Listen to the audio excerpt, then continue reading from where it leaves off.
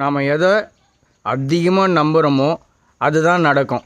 Okay, இதிலே ஒரு controversy. அப்போ நான் நல்லது நினைக்கிறேன், எனக்கு ஏன் நல்லது நடக்க மாட்டேங்குது, கெட்டது நினச்சா மட்டும் கெட்டது நடக்குதுன்னா, இதில் நீங்கள் நம்பும்போது உங்களுடைய உணர்ச்சியும் இருக்குது, எதை நீங்கள் அவ்வளோ உணர்ச்சியோடு நம்புறீங்கன்றது இருக்குது. ரெண்டாவது, நீங்கள் பை டிஃபால்ட்டாக கொஞ்சம் கெடுதலையே அதிகமாக நினைக்கிறவங்களா இருந்தால், அதிகமான நெகட்டிவ் பர்சனாக இருந்தால், நீங்கள் நம்புகிற நெகட்டிவிட்டி உடனே நடந்துடும்.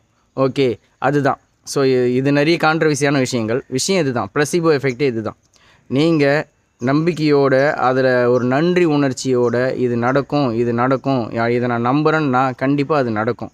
ஓகே, இப்போ கூட பாருங்கள், நிறைய நெகட்டிவ் சம்மந்தப்பட்டு தான் சொல்லுவாங்க. நான் நினச்சிக்கினே இருந்தேன் நடந்துச்சு, நான் பயந்த மாதிரி நடந்துச்சு இப்படின்னு நிறைய பேர் சொல்கிறது நீங்கள் கேள்விப்படலாம். என்னென்னா, அதை அவங்க நினைக்கும் போது அது கூட சேர்த்து அவங்க அந்த உணர்ச்சியும் சேர்த்து புகுத்துறாங்க. அதோட விளைவு அவங்க உடனே நடந்தது. இதை பாசிட்டிவ் சைடும் செய்ய முடியும்.